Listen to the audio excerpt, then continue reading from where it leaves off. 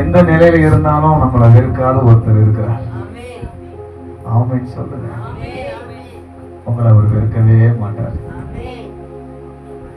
நம்முடைய சூழ்நிலைகள் ஆண்டவருக்கு ஒரு பெரிய பாரமே கிடையாது. நம்மளை தேற்றி நம்மை ஆற்றி நம்மை வழி நடத்துகிறவர் கர்த்தர். நம்முடைய கலக்கங்கள் எல்லாம் கர்த்தருக்கு தெரியும்.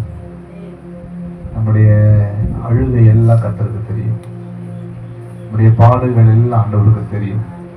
அவர் சொல்றாரு, நான் உன்னை மறந்து போறதுக்கு நான் அநீதி உள்ள தேவன் அல்ல. அவர் அநீதி உள்ளவர் கிடையாது.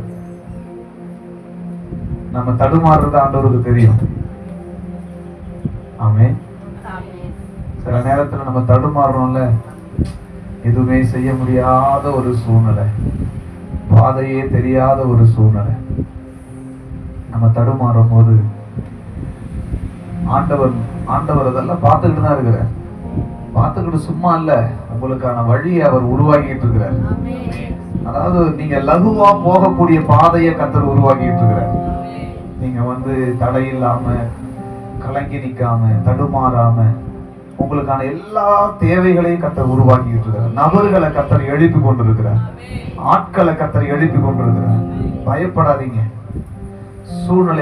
சூழ்நிலைகளை பார்த்து மிரண்டு போகாதீங்க. நடக்கிற காரியங்களை பார்த்து மிரண்டு போகாதீங்க. நம்ம எந்த நிலையில நம்ம நின்னாலும் நம்மளை சரியான நிலையில நிறுத்துகிறவர் தான் கர்த்தர். ஹல்லேலூயா சொல்லுங்க. நம்ம எந்த நிலையில இருந்தாலும் நம்மளை சரியான நிலையில நிறுத்துகிறவர் தான் கர்த்தர். நம்மளை நிறுத்துவார். எத்தனை பேர் சொல்றீங்க, அவர் என்னை நிறுத்துவார், என் நிலையை நிறுத்துவார். ஆமென்.